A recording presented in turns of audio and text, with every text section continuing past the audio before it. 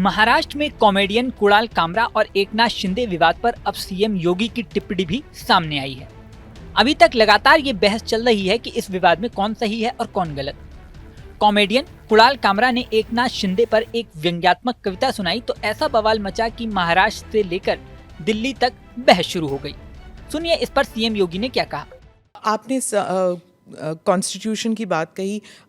हाल ही में एक्चुअली कल ही हुआ था कि एक कॉमेडियन जो है महाराष्ट्र में, उन्होंने संविधान को दिखाया और कहा इस संविधान से मुझे अभिव्यक्ति की आज़ादी मिलती है, मैं कुछ भी कह सकता हूँ। अभिव्यक्ति की आज़ादी कानून के दायरे में, संवैधानिक मूल्यों के दायरे में होना चाहिए और उसी दायरे में अभिव्यक्ति की स्वतंत्रता है। आपके अभिव्यक्ति की स्वतंत्रता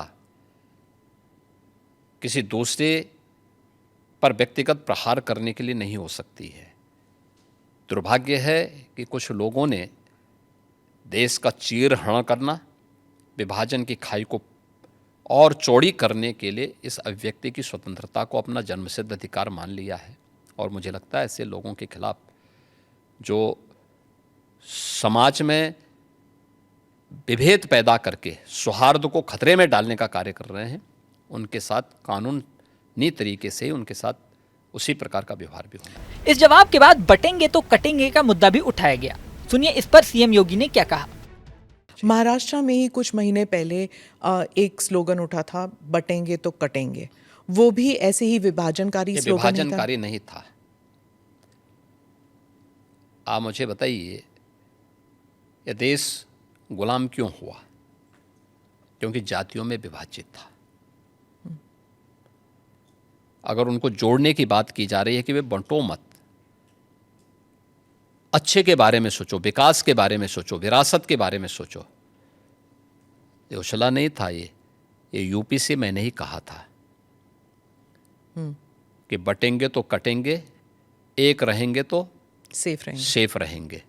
तो ये बात यहाँ से हमने कही थी और मुझे लगता है कि चीज़ें आगे बढ़ी, लेकिन इसमें बुराई आगे बढ़ी।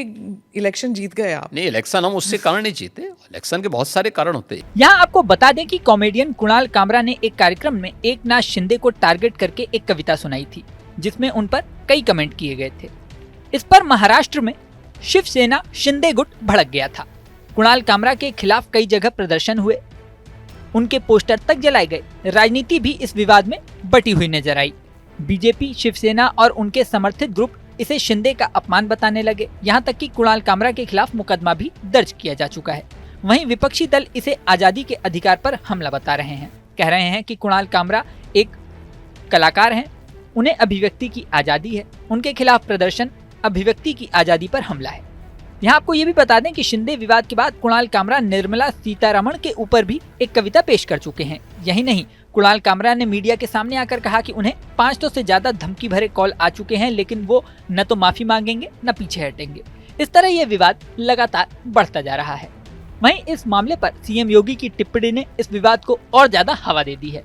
इस वीडियो में फिलहाल इतना ही। बने रहें न्यूज नेशन के डिजिटल प्लेटफॉर्म पर। न्यूज नेशन अब व्हाट्सएप पर। खबरों के ताजा अपडेट के लिए न्यूज नेशन के इस QR कोड को स्कैन करें।